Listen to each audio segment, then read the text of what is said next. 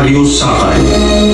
Dulang nagkamit ng unang karangalang banggit sa Occidental Script Writing Contest ng Bureau of Broadcast at Department of Public Information bilang isa pang handog ng Drama Filipina. Kauna-unahang CCP Gawad Awardee para sa pinakamahusay na dulang panradyo. Buhat sa panulat at direksyon, Arturo P. de Guzman. Hindi tayo tumitigil sa paghahain ng buhay dahil sa kalayaan. Akala ko hindi mauubos ang mga lalaking nagmamahal sa bayan. Hanggang sa kahuli-hulihan ay maninindigan ng katulad ni General Aguinaldo at Malvar. Subalit nagsisuko sila at sa akin na iyon ang tungkulin. Isa lang akong barbero, kotsero, komedyante sa muro-muro paminsan-minsan. Hindi ko alam ang pagkatao, pangalan ng aking ama at ang apelido ko ay sa aking inang. Ang leon ay sagisag ko lamang sa katipunan. Wala man akong saysay, wala namang natira na upang tumindig laban sa mga dayuhan. Palalamon na lamang ba tayo ng buo sa mga Amerikano? Bago pa man dumating mga Kastila, tayo may sining na, may kultura at karunungan, at maging ang makapangyarihang Amerika ay di makaangat sa dangal ng ating lahi. Hindi ba't mas marangal ang pakikitungo na Aguinaldo kaysa kina Pratt, Dewey at Merritt? Ang Pilipino ay may iisang salita, may palabra de honor, maging sa pakipagdigma. Magalang at makatarungan ng ating trato sa mga prisonerong Amerikano, samantalang binabaril nila sa likod ang ating mga kawal. Ano ang pakay ng mga Amerikano sa ating bansa? Tulungan tayo laban sa mga Kastila. Mga kapatid, tinalo na natin mga Kastila nang sila'y dumating at makialam sa ating himagsikan. Gawin tayong mga Kristiyano ni Makinley. Kinilala natin si Kristo noong pamang ika-16 siglo.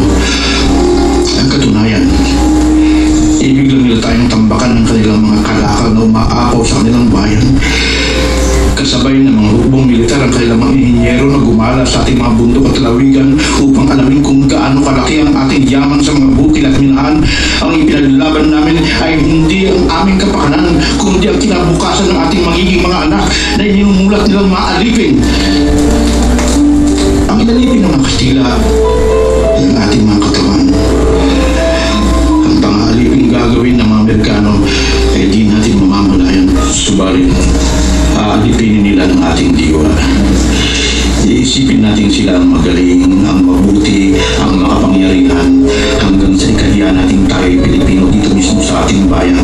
Masasangla sa Amerika maging lupang kanilang tutuntungan at palalabasin Pilipino may hanggang dito. Gayong ninanakawan. Ito ang aming pinaglaban. Pagkat ang ibig natin, maging bansa tayong malaya at marangal. Ilan sa ating mga kasama ang sumanig na sa kanila. Gaano karami sa matatalinong mga kabataan natin ang pinag-aaral sa Amerika. Wari ba ng mga paslit na sumususo sa ibang magulang? Mga kapatid, busog man ang inyong tiyan, ang ipinakain sa inyo ay inyo rin, kapalit ng inyong diwa at kinabukasan. Alam ko mangyayari sa atin. At ilang panahon lang ay wala nang makakaalam sa aming kasaysayan o makakatanda sa simulaing aming pinaglaban. Magiging katatawanan o katatakutan ng aming mga pangalan. Hanggang sa wala man lamang magtatanong kung sino si Macario Sakay.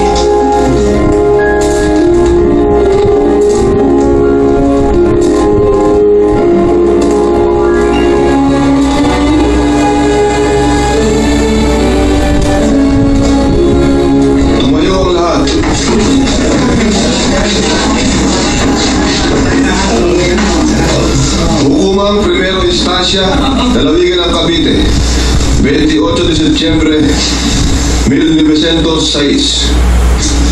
Kausa kriminal